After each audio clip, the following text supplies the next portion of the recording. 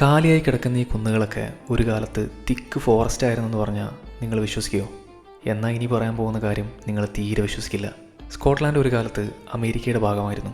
അതെ, 470 മില്യൺ വർഷങ്ങൾക്ക് മുമ്പ് സ്കോട്ട്ലാൻഡ് നോർത്ത് അമേരിക്കയുടെ ഭാഗമായ ഇന്നത്തെ ഈസ്റ്റേൺ കാനഡയുടെയും ഗ്രീൻലാൻഡിൻ്റെയൊക്കെ ഭാഗമായിരുന്നു. പിന്നീടുണ്ടായ ഒരു കൊളീഷനിലാണ് സ്കോട്ട്ലാൻഡ് ഇംഗ്ലണ്ടും വെയിൽസുമുള്ള ഈ ഐലൻഡിലേക്ക് വന്നു ചേരുന്നത്.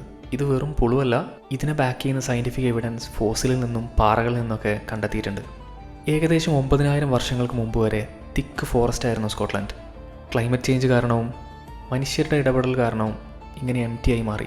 ഇതിലേറിയ പങ്കും 17-ാം നൂറ്റാണ്ട് മുതൽ 19-ാം നൂറ്റാണ്ട് വരെയുള്ള കാലഘട്ടങ്ങളിലാണ്. ഷീപ്പ് ഫാമിംഗ്, ബ്രിട്ടീഷ് നേവിക്കുള്ള ബോട്ട് നിർമ്മാണം, മറ്റ് വീട് ആവശ്യങ്ങൾക്കൊക്കെയായി മാസീവ് ഡീഫോറസ്റ്റേഷനാണ് ആ കാലഘട്ടത്തിൽ നടന്നത്. ഒരളവിൽ കൂടുതലുള്ള മാനുകളുടെ മേൽ കൂടിയായപ്പോൾ പുതിയ മരങ്ങളും വളരാതെയായി. ഭയങ്കര ഡ്രമാറ്റിക്കാണ് സ്കോട്ട്ലാൻഡ്. കാലാവസ്ഥ ഇങ്ങനെ മാറി മറിയുന്നത് നമുക്ക് കണ്ട് അനുഭവിക്കാൻ പറ്റും.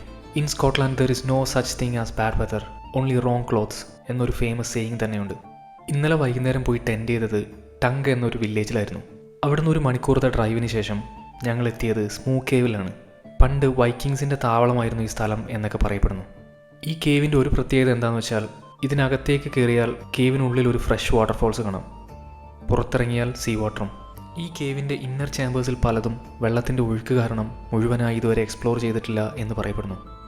അവിടെ കുറേ നേരം ചിലവഴിച്ച് പോകുന്ന വഴി മറ്റൊരു വെള്ളച്ചാട്ടവും കണ്ട് ഒരുപാട് ഗ്രാമീണ കാഴ്ചകളിലൂടെ ഞങ്ങൾ ഇന്നത്തെ ക്യാമ്പ് സൈറ്റിലെത്തി.